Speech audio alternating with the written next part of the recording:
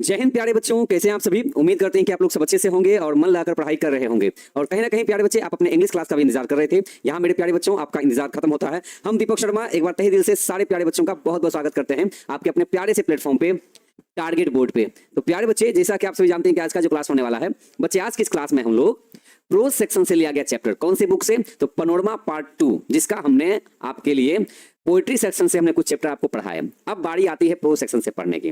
तो panorama part 2 में pros section में जो फर्स्ट चैप्टर है जिसका नाम है the pace for living. Okay, तो बच्चे द पेस फॉर लिविंग आपका जो है वो प्रोज सेक्शन से लिया गया है। और ऐसे ही करते करते बच्चे हम लोग सिलेबस की तरफ आगे बढ़ते जा रहे हैं। और होप सो कि आप लोग जो भी चैप्टर्स आपको पढ़ा दिए गए हैं आप उसका रिवीजन कर रहे होंगे, क्योंकि बच्चे खाली पढ़ने से कुछ नहीं होगा। ऐसे क्या होगा ना कि हम आगे ऐसे ऐसे बढ़ते चले जाएंगे चैप्टर बाय चैप्टर, और आपको प्रॉब्लम क्या हो जाएगी फिर, है ना, कि आप पीछे का भूल जाओगे। तो बच्चे कम से कम हर चैप्टर का objective answer type questions, options वाले जो क्वेश्चन होते हैं ऑब्जेक्टिव, उसे याद करना शुरू कीजिए। हालांकि आपको तो याद हो चुका है क्योंकि आपने कहानी पढ़ लिया था इसलिए, लेकिन रिवीजन बेस्ड होना चाहिए ना। रिवीजन बेस्ड नहीं होगा तो सब कुछ वेस्ट हो जाएगा, सब कुछ पढ़ा हुआ सब वेस्ट हो जाएगा। तो रिवीजन को बेस्ट कीजिए, वेस्ट होने मत दीजिए। ओके, हाँ बिल्कुल बच्चे, ग्रामर हम पढ़ाने वाले थे लेकिन थोड़े हमने सोचा कि नहीं, पोएट्री सेक्शन के बाद सबसे पहले कुछ प्रोज सेक्शन को भी पहले कंप्लीट कर लेते हैं ताकि कुछ सिलेबस में हम लोग आगे बढ़ जाए, फिर ग्रामर स्टार्ट करेंगे, फिर चलता रहेगा ग्रामर फिर। ओके चलिए, हाँ बच्चे अब हम चैप्टर को आगे बढ़ाते हैं।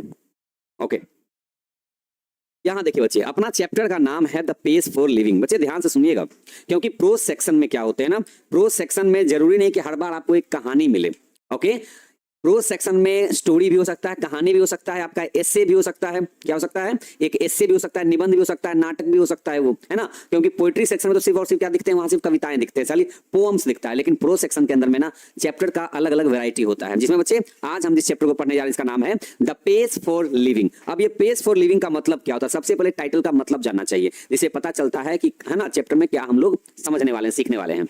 तो बच्चे ये देखिएगा, पेस का मतलब होता है बच्चे रफ्तार होता है। क्या होता है, रफ्तार होता है। ओके, एक तरह का स्पीड होता है। और लिविंग का मतलब होता है जीने के लिए। फॉर लिविंग का मतलब जीने के लिए, है ना, जीवन के लिए। तो जीवन के लिए कितनी रफ्तार होनी जरूरी है। जीवन को या तो फिर अपने लाइफ को या तो फास्ट पेस पे लेके जाए, मतलब एकदम तेज रफ्तार पे लेके जाए, या फिर स्लो पेस पे लेके जाए, है ना, थोड़ा धीमी रफ्तार पे लेके जाए। और यहाँ बच्चे जो टाइटल दिया गया जीने की जो रफ्तार है ना, अब मॉडर्न जमाना आ चुका है तो यहाँ पर देखते हैं दिन दुनिया सब जगह लोग क्या होते हैं ना, एकदम खाली भाग दौड़ अपने जीवन को बिताना चाहते हैं, है ना। सुबह से उठो, दिन भर ड्यूटी, शाम में घर आओ थक हार के, फिर खाना खा के फिर सो जाओ, फिर कल दिन वही होने वाला है। तो दुनिया एकदम भाग दौड़ के पीछे हो चुकी है ना। तो बच्चे चैप्टर का टाइटल है जीने के लिए जो रफ्तार है, जो जीने की जो रफ्तार है ना, उसके बारे में चर्चा इस चैप्टर में की गई है। तो मोटा मोटी पता चल रहा है कि टाइटल से कि कहानी में क्या मिलने वाला है, मतलब कहानी में कुछ ऐसी बातें होने वाली हैं आज के इस चैप्टर में जिसमें पता चलेगा कि जीने की रफ्तार कैसी होनी चाहिए, है ना। चलिए, नहीं बच्चे रिकॉर्डिंग क्लास बिल्कुल भी नहीं है। ओके, हाँ रिकॉर्डिंग क्लास नहीं है बच्चे। चलिए यहां देखिए बच्चे, chapter has been written by R.C. Hutchinson, जिसको हम लोग क्या बोल सकते हैं, रे कॉरिटन हचिंसन। मतलब एग्जाम में अगर ऑप्शन में क्वेश्चन पूछेगा ना कि द पेस फॉर लिविंग किनका लिखा हुआ है, तो ऑप्शन में R.C. हचिंसन लिखा रहेगा। यहां नाम को थोड़ा सा डिफाइन कर दिया गया, ठीक है, डिटेल में बता दिया गया। पूरा नाम क्या इनका है, तो रे कॉरिटन हचिंसन। अब चूंकि इनके बारे में हर राइटर के बारे में लोग पढ़ते हैं, डीओबी और उनका डीओडी, है ना, डेट ऑफ बर्थ और डेट ऑफ डेथ। 23 जनवरी 1907 में इनका जन्म हुआ था और 3 जुलाई 1975 में इनकी डेथ हुई थी। कहां, तो लंदन में इनकी डेथ हुई थी। ओके, एजुकेशन कहां से लिया था उन्होंने, तो ओरियल कॉलेज ऑक्सफोर्ड यूनिवर्सिटी से। कहां, ऑक्सफोर्ड यूनिवर्सिटी से इन्होंने क्या किया था, बैचलर ऑफ आर्ट्स की पढ़ाई करी थी, इन्होंने बीए किया था, ठीक है। कब 1927 में, मतलब 20 साल के साथ। देखिए 1907 में जन्म हुआ, 27 में क्या हो गए, है ना, 1927 में बीए कर लिया था, मतलब 20 साल उन्होंने बीए कर लिया था, ठीक है। अब यहां देखिए बच्चे, ये तो रहा इस स्लाइड में हमने इनका जान लिया डीओबी और डीओडी और एजुकेशन के बारे में, ठीक है ना। एग्जाम में बच्चे याद रखने के लिए हमको क्या करना होता है ना। यहां देखिए बच्चे, पूछा द पेस फॉर लिविंग किनका लिखा हुआ चैप्टर है। अब या तो इसे हम रट्टा मार के याद कर लें या फिर अपने इसको हम ट्रिक से याद कर लें। ट्रिक कभी बेकार नहीं जाता है, एग्जाम के दिन तक भी याद रहता है। जैसे इतना लंबा, है ना, चैप्टर का नाम है द पेस फॉर लिविंग, और राइटर का नाम भी ऐसा जो इंग्लैंड का निवासी है, भारतीय नाम तो है नहीं कि चलो भाई तुरंत में नाम क्या हो जाएगा, रट्टा मारा जाएगा। कभी कभी एग्जाम में क्या होता है, एग्जाम का दिन ऐसा होता है कि चाहे कितना कुछ भी हम रट्टा मार के जाते हैं, कुछ ना कुछ दिमाग से निकल जाता है, लेकिन जो ट्रिक से अगर याद किया जाता है तो वहां पर दिमाग से नहीं निकलते हैं। ओके बच्चे, जन्म भी यहीं पर है बच्चे, लंदन में, मतलब इंग्लैंड में ही बिलोंग करते हैं ये, इनका जन्म भी इंग्लैंड में ही हुआ है। ओके, तो ये एक ब्रिटिश राइटर कहलाएंगे। जिनका भी जन्म इंग्लैंड में हुआ है वो सारे राइटर ब्रिटिश राइटर कहलाएंगे। क्या कहलाएंगे? ये भी एक ब्रिटिश राइटर ही कहलाएंगे। ओके, तो बच्चे ट्रिक ये बनता है, जैसे इसमें से हमने क्या वर्ड ले लिया, इसमें से हमने ले लिया पैसे, ओके, और इसमें से हमने क्या नाम ले लिया, आरसी हचिंसन लिखा रहेगा। इसमें क्या लिखा हुआ है, देखिए सन लिखा हुआ है। क्या लिखा हुआ है? सन लिखा हुआ है।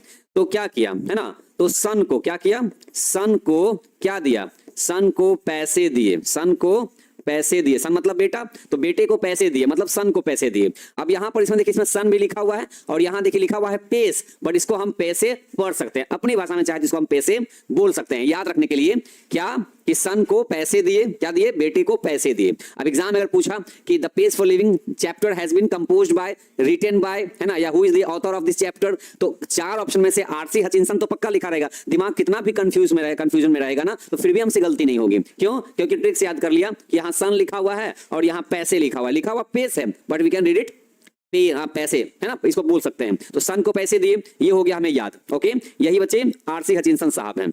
यहां देखिए राइटर के बारे में क्या बोला, राइटर के बारे में कुछ पर्सनल डिटेल्स दिया गया है, कुछ व्यक्तिगत जानकारी इनके बारे में, इन्हीं के बारे में जानकारी है कि he was a best selling British novelist. क्या थे? देखिए, he was a best selling. Best selling बोलने का मतलब ये जो भी कुछ लिखते थे लेखन कला में, ये कुछ भी, जो कुछ भी नॉवेल ये लिखते थे वो बेस्ट सेलिंग होता था, मतलब बहुत चर्चित होता था, बहुत चर्चित होता था ये। ओके, बहुत ज्यादा इसकी चर्चा होती थी, इनके नॉवेल्स पढ़ने वाले बहुत लोग थे। बच्चे याद रखिएगा, ये क्या है, ये बेस्ट सेलिंग ब्रिटिश नॉवेलिस्ट है। ब्रिटिश बोलने का मतलब जो इंग्लैंड से बिलोंग करता है, जो ब्रिटेन से बिलोंग करता है, ब्रिटेन भी कहां पड़ता है, तो इंग्लैंड में पड़ता है, तो जो ब्रिटेन से बिलोंग करता है, जो इंग्लैंड से बिलोंग करता है, which is called British novelist बोल सकते हैं, ब्रिटिश राइटर कह सकते हैं इनको, याद रखिएगा।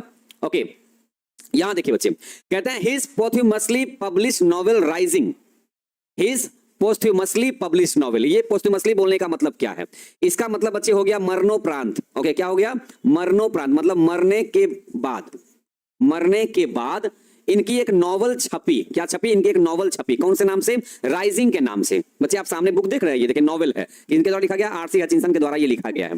तो नॉवल का नाम क्या है? राइजिंग, जो कि 1976 में पब्लिश हुई। लेकिन इनके मरने के बाद what shortlisted for the 1976 Booker prize. Okay, और ये जो इन्होंने लिखा राइजिंग, है ना, इसके चलते इनका नाम आया था, है ना, इनका नाम शॉर्टलिस्ट किया गया था, मतलब लिस्ट में इनका भी नाम आया था। क्या? तो बुकर प्राइज अवार्ड से। ओके, क्या मिला था इनको? इनको लिस्ट किया गया, नाम डाला गया, किस प्राइज के लिए? तो बुकर प्राइज के लिए। ओके, तो बुकर प्राइज देखने में ये लग रहा है कि ये जो प्राइज है ये लेखन कला में दिया जाता होगा, है ना। चलिए बच्चे आगे बढ़ते हैं। तो यहां देखिए बच्चे, हिज पोस्ट्यूमसली पब्लिश्ड मतलब इनकी मरने के बाद एक नॉवेल पब्लिश हुई जिसका नाम क्या था? तो राइजिंग। ये बच्चे वही नॉवेल आपके सामने देखिए रखी हुई है। ओके, याद रखिएगा, married with Margaret Owen Jones in April 1929, ये इनकी पत्नी का नाम है। ये कौन है? ये इनकी वाइफ है। ओके, लेकिन ट्रेजेडी क्या हो गया कि he died before completing the last chapter of his novel. Okay, मतलब नॉवेल का जो आखिरी जो टर्म था, मतलब पूरी नॉवेल इन्होंने लिख दिया, लेकिन आखिरी में जो कुछ एक चैप्टर लिखना था ना, उससे पहले ही इनकी डेथ हो गई। क्या बोला? ही डाइड बिफोर कंप्लीटिंग, पूरा करने से पहले इनकी मौत हो गई। क्या पूरा करने से पहले? तो the last chapter of his novel, अपने नॉवेल का आखिरी चैप्टर कंप्लीट करने से पहले इनकी डेथ हो गई। ओके, बिल्कुल बच्चे, सारे बच्चों का कमेंट सामने दिखता है, सारे बच्चों का कमेंट सामने दिखता है। ओके, तो बच्चे अभी तक उन्होंने क्या देखा? The pace for living chapter, जिसका नाम है क्या, जिसका मतलब क्या है? रफ्तार, मतलब जीने की रफ्तार कह सकते हैं। ओके, टीओबी हो गया बच्चे, डीओडी इनका हो गया, इंग्लैंड से बिलोंग करते हैं। शिक्षा कहां से लिया इन्होंने, एजुकेशन कहां से लिया? तो ऑक्सफोर्ड यूनिवर्सिटी से इन्होंने बीए का डिग्री लिया। कब? 1927 में। ओके, याद हमने कर लिया कि the pace for living chapter के कंपोजर कौन है? तो आरसी हचिंसन साहब हैं। ट्रिक से भी याद कर लिया कि आरसी हचिंसन में नाम क्या है? सन, और इसमें क्या है? पैसे। तो हमने रिलेट कर दिया कि सन को पैसे दे दिए, मतलब बेटे को पैसे दे दिए। नॉवेल का मतलब होता है बच्चे उपन्यास होता है, एक जो किताब होती है ना, उपन्यास होती है, उसमें एक ही कहानी को बहुत डिटेल्स वे में, पूरा डिटेल वे में उसको बताया जाता है। जैसे कहानी होती है तो 2 से 3 पेज की कहानी होती है, छोटी कहानी चाहे बड़ी कहानी होती है, लेकिन जो नॉवेल होती है ना, वो एक ही कहानी को, है ना, किसी एक के जीवन में, मतलब कैरेक्टर बाय उसमें कैरेक्टर मतलब जुड़ते जाएंगे उसमें, समझ गए ना, और वो कहानी आगे बढ़ती चल जाएगी, एक बुक का रूप ले लेती है। दैट इज कॉल्ड नॉवेल कहते हैं उसको। ओके, आगे बढ़ते हैं बच्चे। आगे कहते हैं कि हिज पब्लिश्ड वर्क कंप्राइजेस, इनकी जितनी भी, आरसी हचिंसन साहब की जितनी भी रचनाएं हुई, वर्क मतलब रचनाएं, ठीक है, इनकी जितनी भी रचनाएं जो पब्लिश हुई थी वो हाँ बच्चे सामने दिए गए लिस्ट में। क्या कहते हैं कि जितने इन्होंने नॉवेल्स लिखे, कितने नॉवेल्स लिखे, तो कहते हैं टोटल 17 इन्होंने उपन्यास लिखा। क्या लिखा? उपन्यास लिखा। ओके, आप इसको आप ऐसे समझ सकते हैं कि इन्होंने 17 किताब लिखी, जिसमें खाली वो क्या था? उपन्यास था। और यहां देखिए 28 इन्होंने शॉर्ट स्टोरीज लिखी है, 28 लघु कहानियां, छोटी छोटी कहानियां जो होती है ना, इन्होंने 28 लिखा है। और एक इन्होंने नाटक भी लिखा है। प्ले का मतलब यहां पर नाटक होता है। एक इन्होंने नाटक भी लिखा है, एक ड्रामा भी लिखा है। प्ले को ही ड्रामा कह सकते हैं आप। ओके, तो एक नाटक लिखा, 28 शॉर्ट स्टोरीज लिखी इन्होंने, और 17 इन्होंने नॉवेल्स लिखा है अपने जीते जी। ओके, बीए का फुल फॉर्म क्या होता है? बैचलर ऑफ आर्ट्स होता है। इन्होंने आर्ट्स की पढ़ाई करी थी। ओके, हाँ, यहां देखिए बच्चे, अब यहां पर एक स्पेशल नोट दिया गया है इस चैप्टर के बारे में। देखिए क्या कहते हैं कि आरसी हचिंसन साहब जो थे, ये जो राइटर है इस चैप्टर के, इनके बारे में कह रहे हैं कि आरसी हचिंसन एग्जिबिट का मतलब होता है दिखाना, सामने लाना। तो क्या दिखाते हैं थे, क्या एग्जिबिट करते थे? तो an exceptional flare for touching the sensitive issues of the contemporary society with all it's contradictions and paradoxes. बच्चे वर्ड इसमें थोड़े टफ लिखे गए हैं, आपको मतलब समझाते हैं, सुनिएगा।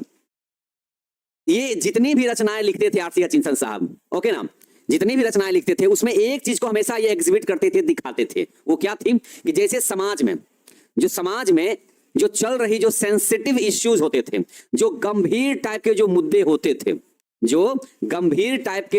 होते थे, उन मुद्दों को, जो समाज में कुछ ऐसे मुद्दे जिसपे कोई चर्चा करना नहीं चाहता था, जो हर कोई उसका मतलब कॉन्ट्रडिक्शन करता था, हर कोई इसका विरोधाभास करता था, मतलब है ना, क्या करता था? विरोधाभास करता था, मतलब क्या करता था? उसके ऑपोजिट जाता था, कोई उस पर चर्चा करना नहीं चाहता था। लेकिन हमारे समाज में, हमारे कंटेम्पररी समाज में, जो हमारा समाज चल रहा था शुरू से, उसमें कुछ ऐसे मुद्दे जो गंभीर मुद्दे होते थे, उस पर ये चर्चा करने का काम करते थे। कौन? आरसी हचिंसन साहब।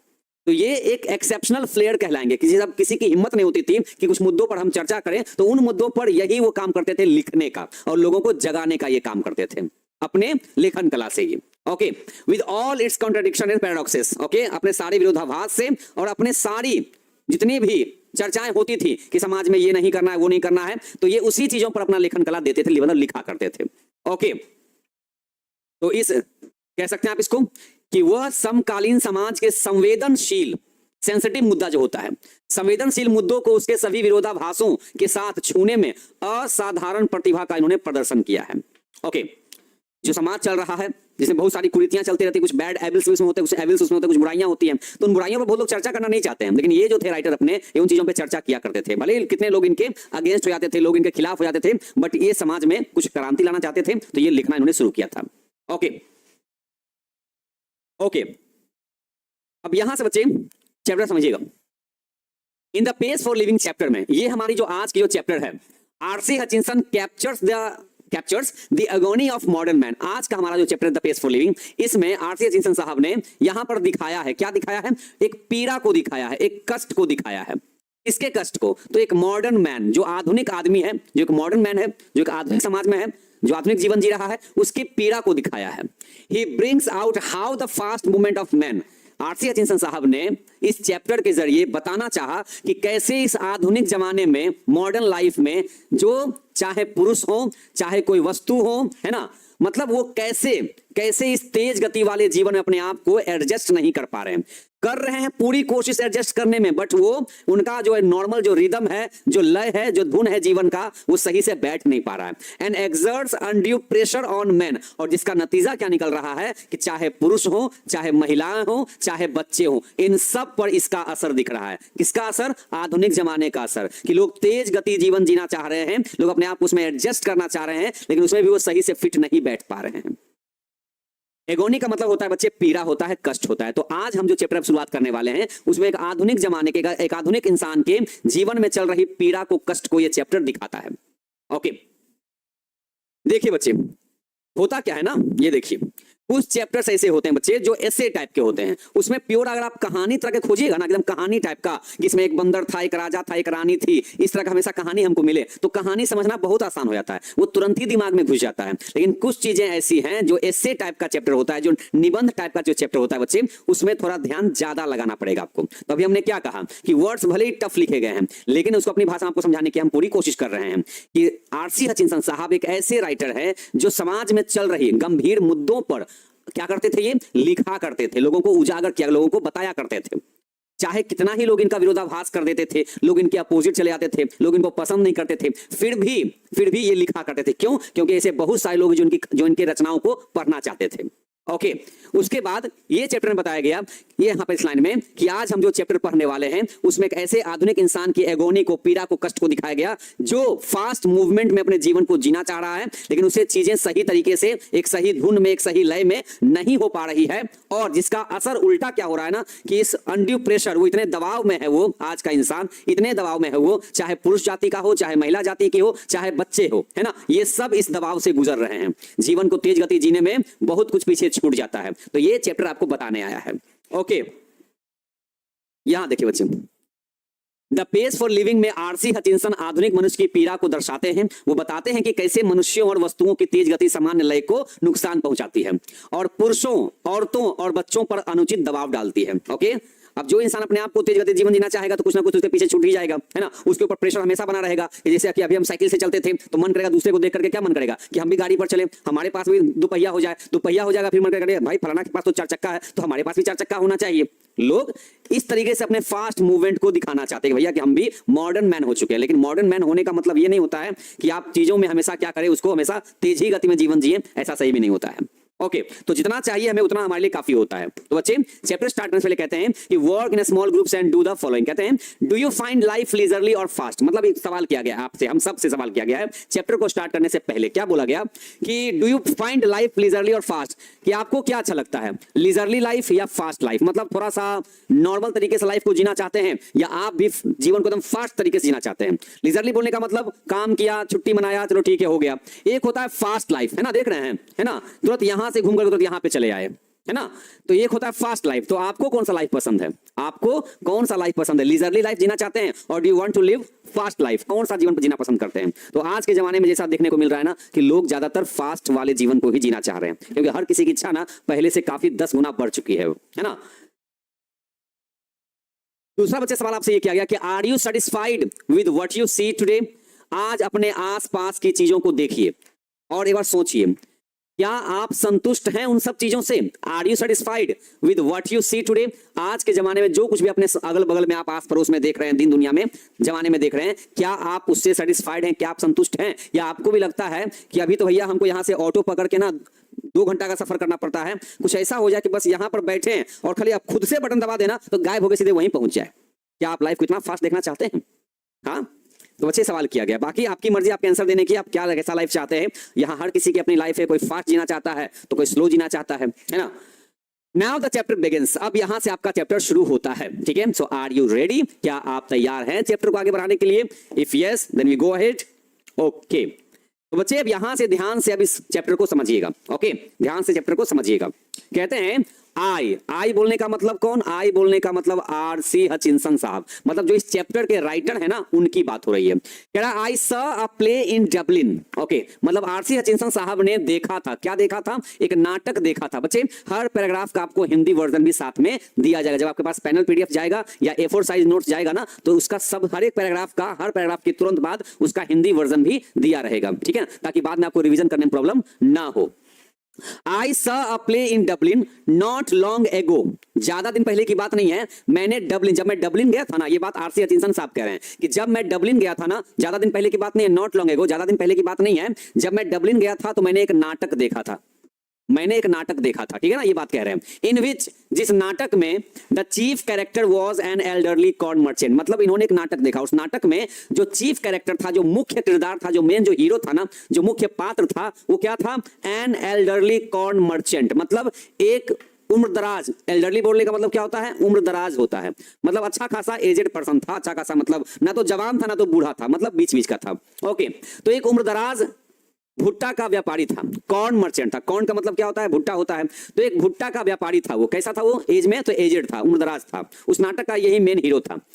इन आ स्मॉल आयरिश कंट्री टाउन, एक छोटे से शहर। वो नाटक कहाँ चल रहा था? तो वो नाटक में कौन से कंट्री की बात हो रही थी? तो वो आयरिश कंट्री की बात हो रही थी। आयरिश कंट्री टाउन मतलब क्या? जैसे आयरलैंड, क्या होता है? आयरलैंड एक कंट्री है ना, आयरलैंड। तो आयरलैंड के निवासी क्या बोलते हैं? आयरिश बोलते हैं। क्या बोलते हैं? आयरिश बोलते हैं, ठीक है ना। तो आयरलैंड के कोई एक ऐसा शहर था जिसमें वो उम्रदराज भुट्टा व्यापारी है ना, क्या था वो? नाटक में था। He was a man of many anxieties. लेकिन वो उस नाटक में मैंने क्या देखा कि वो नाटक में जो हीरो था ना, वो कैसा था? तो he was a man of many anxieties, मतलब चिंता से एकदम एनी टाइम डूबा रहता था। उस नाटक में वो आदमी, भुट्टा का व्यापारी, हमेशा ढेर सारी चिंताओं के साथ घिरा रहता था। Okay, his heart was dicky. Dicky मतलब होता है कमजोर, मतलब वीक। क्या होता है? कमजोर। ओके, तो उसका जो दिल था ना, उसका जो मन था ना, वो कैसा था? वो अंदर से कमजोर था। वो वो बंदा अंदर से कमजोर था, मन से कमजोर था। वो तन से कमजोर नहीं था, अंदर मन से वो कमजोर था। Okay, his Neiphiu was cheating him. उसका जो भतीजा था ना, किसका? ये भुट्टा का जो व्यापारी था, उसका जो भतीजा था, वो उसको धोखा दे रहा था, उसको चीट कर रहा था।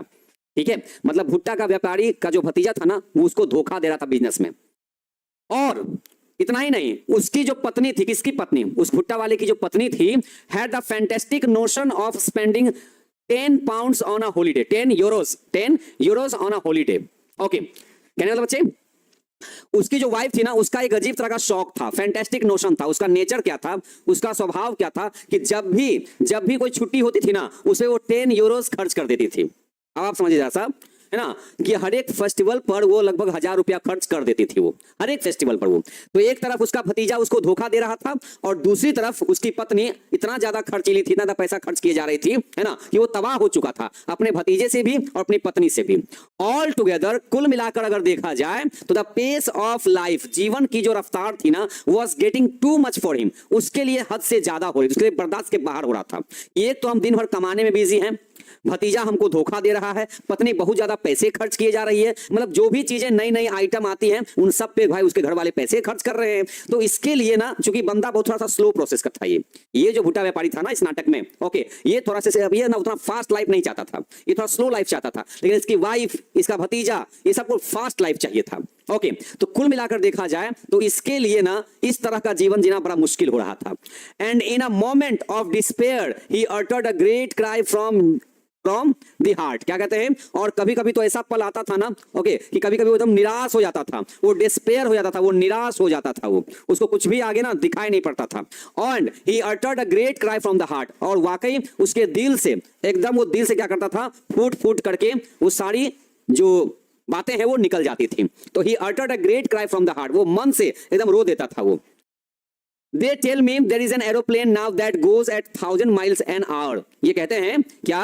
कि बताओ, वे लोग कहते हैं, ये बात कौन कह रहा है? ये बात ये भुट्टा व्यापारी कह रहा है कि they tell me there is an aeroplane now that goes at 1000 miles an hour. कहते हैं कि 1 घंटा में जो एरोप्लेन है वो 1000 मील की दूरी तय कर देता है। Now that's too fast. इतना ज्यादा फास्ट तो भैया हद से ज्यादा हो गया, फिर तो इतना भी चीजों को फास्ट नहीं होना चाहिए था।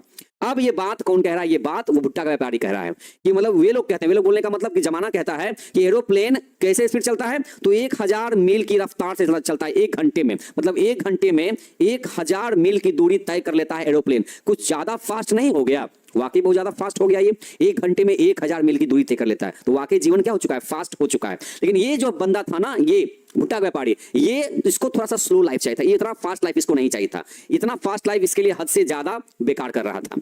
ओके, अब ये जो नाटक में ये जो किरदार था, ये नाटक कौन देखे थे? ये नाटक अपने आरसी हचिंसन साहब देखे थे। कहां देखे थे? तो डबलिन में देखे थे। ओके, जहां पर एक इंसान जो आधुनिक जमाने में जी रहा है, कितना पीड़ा से गुजर रहा है ना, वो अंदर से मन से कमजोर है, उसका भतीजा उसको धोखा दे रहा है, उसकी वाइफ हर छुट्टी पर 10 यूरोस खर्च कर दिया करती है ना, तो इससे वो काफी परेशान हो चुका था।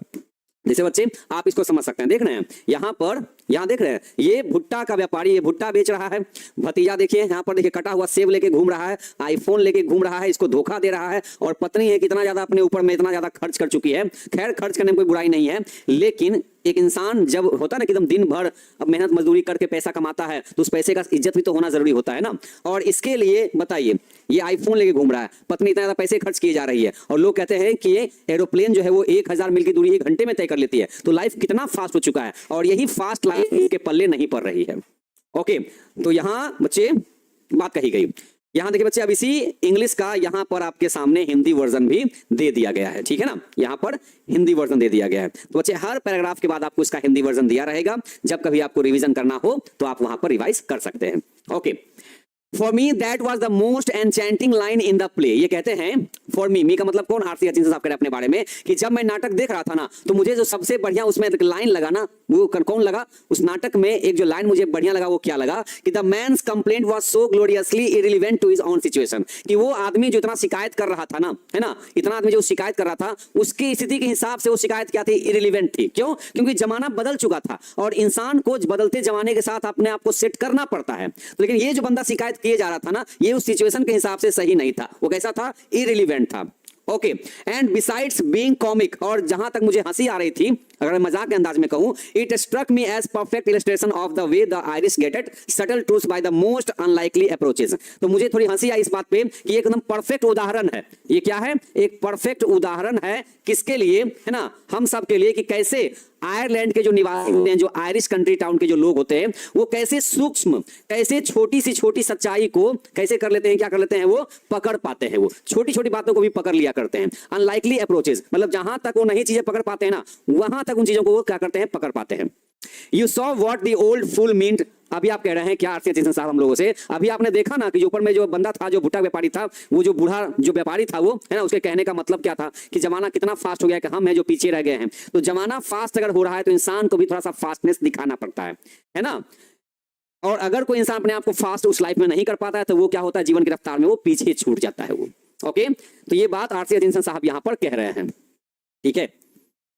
अब यहां से राइटर अपने बारे में क्या कहते हैं बच्चे, अब यहां सुनिएगा।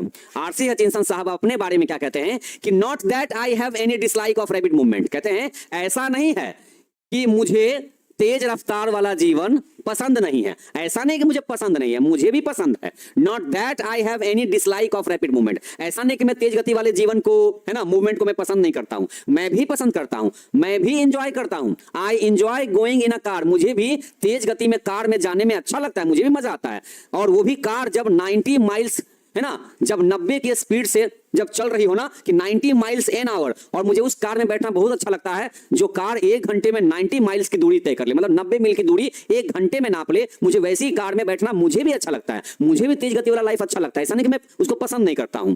Okay, so long as I am driving. और हाँ, तब और ज्यादा अच्छा लगता है जब मैं खुद गाड़ी चला रहा होता हूं। And so long as it is not my car. और हंसते हुए कहते हैं और तो सोने पे सुहागा तब हो जाता है जब वो गाड़ी मेरी नहीं होती है। मतलब जब मैं गाड़ी चला रहा होता हूं, 1 घंटे में 90 माइल की दूरी में तय कर लेता हूं, मुझे मजा आता है तेज गाड़ी चलाने में। ओके, और ज्यादा मजे की बात तब है जब वो गाड़ी मेरी नहीं हो, क्योंकि कुछ होगा तो वह दूसरे का जाएगा, मेरा इसमें क्या जाएगा। ओके, तो राइटर यहां पर मजाक के अंदाज में इस बात को कह रहे हैं I adore the machines that hurl you about at Battersea. कहते हैं बल्कि मैं भी इसका रिस्पेक्ट करता हूं, मैं भी यंत्रों का, मशीनों का मैं भी सम्मान करता हूं कि अगर मशीन नहीं होते तो हम इतना तेज गति वाला जीवन नहीं जी रहे होते। तो आई एडोर द मशीन्स, मैं भी मशीनों की पूजा करता हूं, मैं भी मशीनों का सम्मान करता हूं। जो मशीन आपको घुमाती है, हर्ल करती है ना, कहां पर, बैटरसी के आसपास, है ना, मैं उन मशीनों का भी रिस्पेक्ट करता हूं जो मशीन में बैठ करके, मतलब एक तरह का ये गाड़ी की बात यहां कर रहे हैं कि जिस गाड़ी में बैठ करके आप, बैटरसी क्या है, एक जगह का नाम है।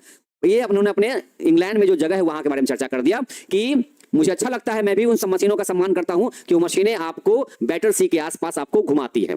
ओके, ठीक है। तो बच्चे यहां पर हो गया इस पैराग्राफ का यहां पर हिंदी वर्जन। ओके, कहते हैं मुझे भी अच्छा लगता है टू डाइन इन लंदन, कि मैं लंदन में रात का खाना खाऊं, रात का डिनर करूं। मुझे भी अच्छा लगता है तेज गति वाला जीवन, कि ऐसा हो कभी ना कि मैं रात में खाना लंदन में खाऊं और फिर तुरंत अगले दिन लंच करूं कहां, न्यूयॉर्क में अगले दिन। सोचिए, तो मुझे भी ना तेज गति वाला जीवन अच्छा लगता है कि रात में खाना लंदन में खाओ, फिर एरोप्लेन पकड़ो, फिर जाके कहां चले जाओ, अमेरिका चले जाओ और वहां पर जाकर के दिन का खाना खा लो। मतलब इतना तेज गति वाला जीवन मुझे भी पसंद है। Next day seems to me a more satisfactory experience. और इससे मुझे ना लगता है कि हाँ वाकई बहुत मजा आता है, सैटिस्फैक्टरी एक्सपीरियंस मिलता है मुझे, मतलब मुझे इस बात का अनुभव अच्छा लगता है। आई एडमिट इट, मैं इस बात को स्वीकारता हूं। आई एडमिट इट, मैं इस बात को स्वीकारता हूं। ओके मैं इस बात को स्वीकारता हूं कि exclude all the real pleasures of travel the sort of fun you get from a country bus in Somerset और स्पेन। चाहे आप बड़े जगह पर घूमने जाओ, आपको असली जो मजा मिलता है ना वो ट्रेवलिंग का, चाहे है ना वो छोटी जगह पर हो, चाहे आप बस में बैठ करके सफर कर रहे हो, चाहे आप ट्रेन में बैठ के सफर कर रहे हो, है ना, मतलब हर जगह आपको मजा मिलता है। But it gives you a superficial sense of drama. लेकिन दिक्कत क्या है ना कि आप जितना तेज गति वाला वाहन यूज करते हैं ना, चाहे बस हो, चाहे कार हो, चाहे एरोप्लेन हो, चाहे ट्रेन ही क्यों ना हो, ये पता है क्या होता है, ये आपको खाली ऊपर ऊपर का मजा देता है। ये क्या करता है, ऊपर ऊपर का खाली मजा देता है। ये देखिए राइटर कितनी अच्छी बात इन्होंने कहा कि जीवन में रफ्तार मुझे भी अच्छा लगता है, लेकिन एक बार मैं आपको बता देना चाहता हूं कि ये ना खाली ऊपर ऊपर का मजा देता है। जैसे अगर आप, है ना, जैसे अगर आप पैदल चल रहे हो या कोई छोटी मोटी गाड़ी से जा रहे हो, तो आप हर नजारे को देखते जाते हो, है ना, रास्ते में पेड़ पौधे चल रहे हैं, आप उसको देखते चलते हो, अलग अलग तरह के लोगों को आप देखते हो। लेकिन जब आप एरोप्लेन में बैठ जाते हो ना, तो वो 24 घंटे का जो सफर है मुश्किल से 1 से 2 घंटे में हो जाता है। तो उसमें क्या मजा मिला, जीने की रफ्तार हुई कि भैया हमने अपने टाइम को बचा लिया, लेकिन क्या सही मायने में उसने मजा दिया आपको ट्रेवलिंग का? नहीं। तो ट्रेवलिंग का मजा थोड़ा स्लो गाड़ी में ही आता है। एक ट्रेन में सफर कीजिएगा, देखिएगा एक एक स्टेशन आपको अच्छा अच्छा लुभा देगा, आपको रास्ते में खेत खलिहान दिखाई देंगे आपको, है ना, पहाड़ पठार आपको दिखाई दे जाएंगे ट्रेन में से। लेकिन वही चीज अगर आप एरोप्लेन में जाके करते हो तो क्या होता है, उससे 1 घंटे में आप यहां चढ़े वहां उतर गए, क्या मजा आया उसमें से? नहीं। तो कभी कभी जीवन की जो रफ्तार है ना थोड़ी स्लो होनी भी जरूरी होती है। ओके, वैसे राइटर को भी तेज रफ्तार वाला जीवन पसंद है। It was a sort of excitement our ancestors had to do without। ऐसा नहीं कि हमारे पूर्वज लोग है ना इसका मजा नहीं लेते थे, है ना, वो भी मजा लेते थे, वो अपने जमाने में सही थे। And we might just as well accept it gratefully. Okay, ऐसा नहीं था कि हमारे पूर्वजों ने अगर मशीनों का मजा अगर नहीं लिया होगा, एरोप्लेन पे नहीं चढ़े होंगे, तो क्या उनका जीवन मतलब बेकार हो गया होगा? ऐसा भी नहीं है। वो उस जमाने में सही थे, हम अपने जमाने में सही हैं। और क्या लगता है आपको, अभी से 20 से 50 साल बाद क्या लगेगा आपको? अभी आप मान लीजिए कि आप 10th क्लास में हैं, तो अभी अपने आसपास आप एरोप्लेन को उड़ते देख लेते हैं, है ना, अभी आप क्या करते हैं, वीडियो कॉलिंग बात कर लेते हैं। हो सकता है 50 साल बाद आपका जो जनरेशन होगा, अभी से 20 साल बाद आपके बाल बच्चे जब बड़े हो जाएंगे, और जब हम लोग बूढ़े हो जाएंगे, जब आप बूढ़े हो जाएंगे, तो आपके जो बाल बच्चे हैं वो क्या कहेंगे, पापा आप यहां से वहां, है ना, आप ऑटो पकड़ के जाते थे, इतना टाइम लगता था आपको, हमको देखिए खाली यहां बटन दबाते हैं, इतना तेज गति में उड़ जाते हैं और देखिए 5 मिनट में वहां पहुंच जाते हैं। तो जमाना तो हमेशा बदलता रहेगा ना, टाइम तो हमेशा बदलता रहेगा, दुनिया हमेशा बदलती रहेगी। तो जिस जमाने में जो लोग जैसे जिंदगी जी रहे थे उनके लिए वो सही था, अभी आप जिस जमाने में जिंदगी जी रहे हैं वो आपके लिए सही है। जैसे हुआ क्या है कि अभी से मान लेते हैं कि 10 साल पीछे आप चले जाइए, तो कितने लोगों के हाथ में फोन था? क्या सबके पास फोन हुआ करते थे क्या? उससे और 20 साल पीछे जाइए, क्या लोगों के हाथ में फोन हुआ करते थे क्या? लेकिन लोगों का जीवन नहीं चल रहा था क्या? लोगों का जीवन चल ही रहा था, है ना, और लोगों का जीवन आज भी चल रहा है। तो इसका मतलब क्या समझे कि हमारे पूर्वज लोग, हमारे दादा परदादा सब बेवकूफ थे, या उनको मतलब जीवन का आनंद लेने नहीं आता था? ऐसा थोड़ी है। वो उस जमाने में सही थे, हम इस जमाने में सही हैं, अगला जनरेशन आएगा, है ना, तो वो उस जमाने में सही रहेगा। तो जीवन की रफ्तार ऐसे बढ़ती जाएगी, जैसे जैसे जनरेशन आगे बढ़ेगा जीवन की रफ्तार बढ़ेगी बढ़ेगी, इसमें कोई डाउट नहीं है ना। कभी लोग साइकिल पर ही घुमा करते थे, तो अपने आप को भाई हमारे पास साइकिल है। आज 2 चक्का होने के बाद भी कहते हैं कि नहीं, जो 2 चक्का तो है लेकिन हीरो होंडा है, बुलेट चाहिए था। तो ये जो है ना डिजायर, इच्छा, यही इंसान को आगे तेज गति वाला जीवन जीने पर मजबूर कर देती है। ओके, तो बच्चे ये रहा इस पैराग्राफ का यहां पर हिंदी मतलब, है ना। आगे कहते हैं बच्चे, nowhere speed become something unfriendly to me. कभी कभी तो ऐसा होता है ना, कभी कभी जो स्पीड होता है, जो तेज गति होती है ना, कभी कभी ये मेरे लिए कभी कभी ना उल्टा पड़ जाता है। ये क्या होता है, ये उल्टा पड़ जाता है ये। ओके, और होता क्या है ना कि हम अपने आप को ना इंसान छोड़ करके अपने आप को हम मशीन समझना शुरू कर देते हैं कि भैया हम भी मशीन बन चुके हैं, जबकि ऐसा है नहीं, है ना। Nowhere speed becomes something unfriendly to me is where the mental activities of our time tend as they naturally do to follow the pace of the machines। तो ऐसा होता है कि इंसान को खुद को मशीन नहीं समझना चाहिए, इंसान अपने से जितना काम कर सकता है उतना काम उसको कर लेना चाहिए। ओके, इंसान को खुद से जितना काम हो सके उतना काम कर लेना चाहिए। क्योंकि देखिए यहां देखिए होता क्या है ना, इसके बारे में ना क्लास 12th में एक चैप्टर है, क्लास 12th में एक चैप्टर, इसका नाम है Indian civilisation and culture. Class 12th में एक चैप्टर है, गांधी जी ने लिखा। और गांधी जी ने पता क्या लिखा था कि our ancestors did not invent machinery not because of they don't have knowledge, they didn't have knowledge, they deliberately didn't invent machinery। उन्होंने जानबूझकर मशीनरी का आविष्कार नहीं किया था। just because they knew that, वे लोग जानते थे कि machines can make us their slaves। क्योंकि मशीन हमें अपना गुलाम ना बना ले, इसके लिए हमारे दादा परदादा पूर्वज कभी मशीन का आविष्कार करना नहीं चाहते थे।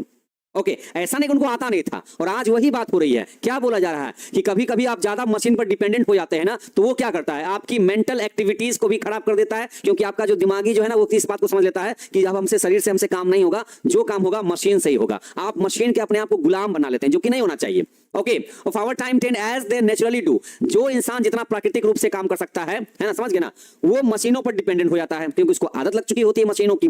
Okay to follow the pace of the machine, और क्या करते हैं वो मशीन की रफ्तार में अपने आप को क्या करते हैं, पिरो देते हैं, एकदम अपने आप को डाल के छोड़ देते हैं, है ना, अपने आप को मशीन समझने की गलती करने लग जाते हैं वो, जो कि नहीं होना चाहिए। ओके आगे कहते हैं I speak with prejudice, okay because I belong to the tribe of slow thinkers. मैं ऐसा क्यों कह रहा हूं, कहते हैं कि मैं ऐसा क्यों कहता हूं, मैं इस बात को इसलिए ऐसा कह रहा हूं, पहले से ही अपने बारे में कह रहा हूं कि मैं भी बिलोंग करता हूं, मैं भी उसी में शामिल हूं, किसमें, उस जाति में जो स्लो थिंकर्स की जाती है। मतलब क्या, मैं उन लोगों में से बिलोंग करता हूं जिनकी सोच बहुत धीमे चलती है। तो राइटर अपने आप को स्लो थिंकर्स यहां पर बता रहे हैं, मतलब अपने आप को ये नहीं कहते हैं कि मैं ज्यादा बुद्धि वाला इंसान हूं, मैं बहुत ही स्लो थिंकर की गिनती में आता हूं। Okay, those who are cursed with esprit de escalier, people who light on the most devastating repartee about 4 hours after the party is over। कहते हैं मैं भी उन्हीं लोगों में से आता हूं, मैं भी उन्हीं लोगों की गिनती में आता हूं जो लोग शापित हैं। क्या हैं, जो लोग शापित हैं, किस चीज से, किस चीज से, तो इसी चीज से कि जो लोग अपने जीवन को तेज रफ्तार में नहीं जी पाते हैं, उसी चीज से ये शापित हैं, और मैं भी उसी चीज से शापित हूं। People who light on the most devastating repartee, क्यों ऐसा होता है, मैं उन लोगों में शामिल हूं जैसे जब कोई पार्टी अगर कहीं पर चल रहा है, कहीं पर पार्टी चल रही है और वहां पर गपशप हो रहे हैं, तो मुझे ना अगर वहां जो कुछ अगर चीज ऐसी जो गपशप हो रही है, जो कुछ बातें हो रही है, तो मुझे पार्टी खत्म होने के बाद वो बाद में जब मैं सोचता हूं कि अच्छा ये बात हो रही थी, मतलब हम उस स्लो थिंकर की गिनती में आते हैं, उस स्लो थिंकर की गिनती में कि जब अगर कोई पार्टी चल रही हो तो पार्टी में जो लोग गपशप कर रहे हो तो वो चीजें हमें पार्टी खत्म होने के बाद में समझ आती हैं, हम इतने स्लो थिंकर की गिनती में आते हैं। ये राइटर अभी ऐसा कह रहे हैं। ओके कि हाँ कम देखिए क्या बोलता है, रिपार्टी अबाउट 4 hours आफ्टर, मतलब पार्टी के टाइम में जो बातचीत चल रहा है, ओके वो इनको 4 घंटे बाद समझ में आता था, मतलब पार्टी ओवर होने के बाद में। इतने स्लो थिंकर अपने आप को मानते हैं, क्या मानते हैं, ये अपने आप को इतना सिंपल मानते हैं और एकदम स्लो मानते हैं। कहते देखिए मैं इस बात का पूर्वाग्रह करता हूं कि मैं भी उन्हीं विचारकों की गिनती में आता हूं जो धीमी गति बुद्धि से शापित हैं। मैं भी उन्हीं धीमी गति बुद्धि वाले विचारकों में से हूं जो किसी बात या घटना पर घंटों बाद अपनी प्रतिक्रिया देते हैं, क्योंकि उन्हें समझ भी घंटों बाद आती है, मतलब 4 घंटे बाद आती है। ओके कहते हैं I am one of those, मैं उन लोगों में से हूं who are guaranteed to get the lowest marks in any intelligent test. कहते हैं मैं उन लोगों में से हूं जो पक्का है, किस बात का गारंटी है कि अगर कोई हमारी बुद्धि का परीक्षण अगर लेना, कोई अगर हमारी बुद्धि का अगर टेस्ट ले, तो उसमें पक्का है कि हमको जो सबसे कम मार्क्स आएगा ना उसमें हमारा ही नाम रहेगा। मतलब अगर कोई टेस्ट होता है बुद्धि का कुछ भी हिसाब किताब वाला अगर, तो उसमें जो लोएस्ट मार्क्स है, जो सबसे कम मार्क्स वाला आदमी रहेगा वो हम रहेंगे। राइटर अपने आपको इतना स्लो मान रहे हैं, हालांकि इनका बड़प्पन है, क्योंकि जो इंसान इतने ज्यादा नॉवेल्स लिख सकता है ना, एक नाटक लिख सकता है, इतनी कहानियां लिख सकता है, तो उसका दिमाग इतना भाई स्लो कैसे हो सकता है। बट ये राइटर अपने आपको ऐसा कह रहे हैं, उसका दिमाग इतना कम कैसे हो सकता है। Because those test are all the ones I have come across seem to be design to measure the speed of your mind more than anything else. इनके हिसाब से क्या है ना कि ये सब जो टेस्ट लिए जाते हैं ना, जितने भी टेस्ट परीक्षण लिए जाते हैं इंसान के दिमाग का, ओके मैंने जब उन सारे टेस्ट में से जब मैं अपने आप को वहां से गुजरा हूं, I have come across seem to be design to measure the speed of your mind. तो मेरे हिसाब से हमको यही लगा है कि जो भी टेस्ट आज के डेट में जो इसको आप एग्जाम कहते हैं, ओके या फिर टेस्ट कहते हैं, ये सब क्यों लिए जाते हैं, ताकि इससे आपके दिमाग का परीक्षण होता है। जैसे क्या होता है कि 100 क्वेश्चन दे देता है, लेकिन 100 मिनट का टाइम नहीं देता है, वो 60 मिनट का ही टाइम देता है। क्या करता है, 60 मिनट का टाइम देता है और 100 चाहे 90 क्वेश्चन दे देता है। इसका मतलब क्या हुआ, यहां पर आपके दिमाग का परीक्षण किया जा रहा है कि आप कम टाइम में कितना जल्दी चीजों को सॉल्व कर देते हैं। तो राइटर ने कहा कि जब जिस टेस्ट से मैं गुजरा हूं ना, मेरे हिसाब से यही है कि ये जो टेस्ट होते हैं ना, उनको इसी तरह से डिजाइन किया जाता है, इसी तरह से उनको नापा तोला जाता है, ताकि आपके दिमाग का है ना क्या पता चले, दिमाग का तेज गति पता चले कि आप कितना फास्ट सोच पाते हैं, कितना फास्ट आप चीजों को ऑब्जर्व कर पाते हैं, समझ पाते हैं, और कितना तेजी में आप चीजों का रिप्लाई दे पाते हैं। ओके समझे।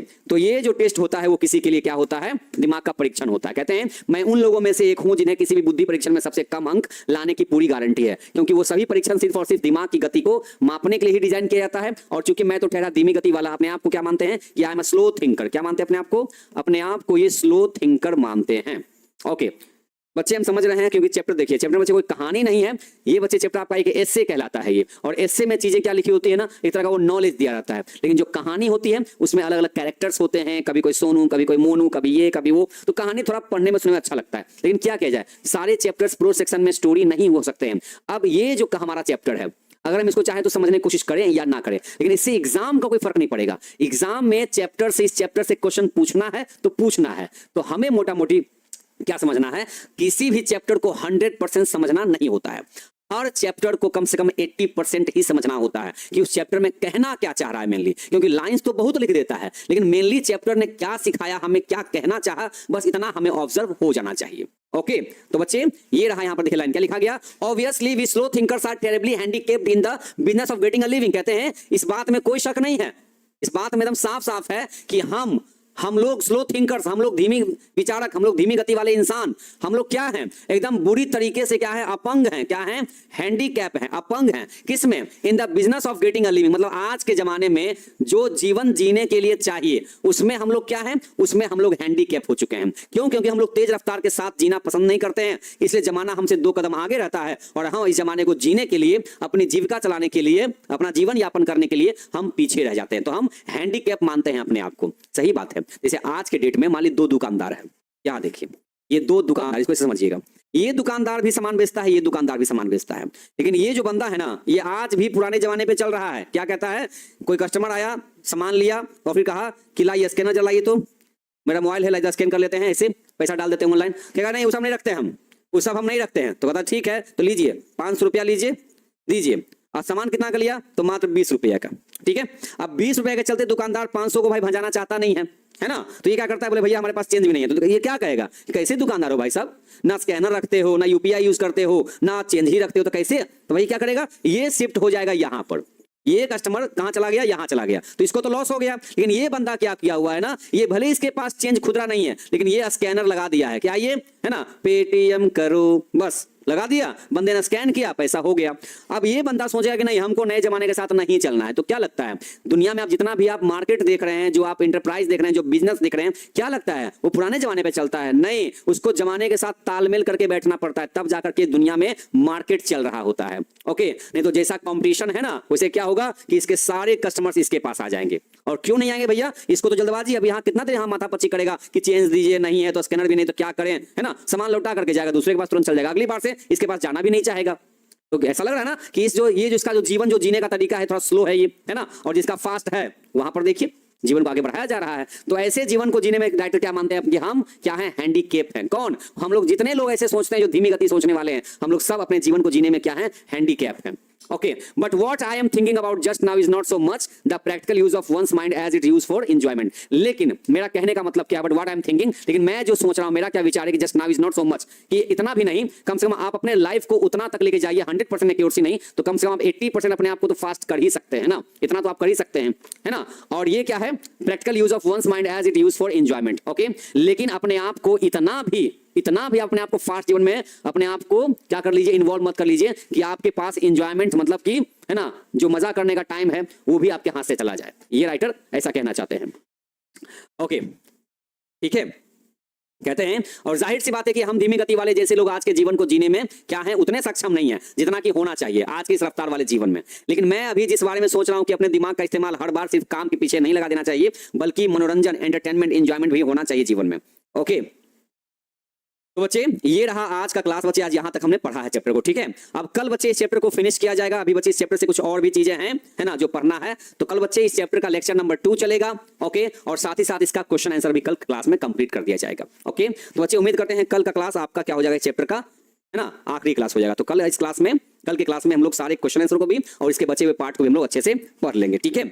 बाकी बच्चे एक कोई चैप्टर बच्चे जो आपको लगता है कि जैसे एस्से टाइप का जो चैप्टर होता है, तो एस्से टाइप का बच्चे जो चैप्टर होता है ना, वो एक बार में अगर नहीं समझ में आता उसको दूसरी बार भी आप देखिए, लेकिन हाँ थोड़ा फास्ट फॉरवर्ड करके देखिएगा तो दूसरी बार भी आपको रिवीजन करने में अच्छा लगेगा, ठीक है। बाकी बच्चे जो भी आपके पास पैनल पीडीएफ जाएंगे क्लास के, हर पैराग्राफ का हिंदी वर्जन साथ में करके दिया गया है। बस मोटा मोटी समझिएगा कि चैप्टर में हुआ क्या, हमने इस चैप्टर से क्या सीखा, हमने क्या ऑब्जर्व किया। ओके, तो बाकी बच्चे मिलते हैं कल की क्लास में इस चैप्टर के नेक्स्ट पार्ट में। यहां से कुछ बच्चे भी पार्ट बाकी है इस चैप्टर के, ओके ना। तो मिलते हैं कल की क्लास में, तब तक के लिए आप हंसते रहिए, मुस्कुराते रहिए और रिवीजन करते रहिएगा, ठीक है बच्चे। तब तक के लिए जय हिंद।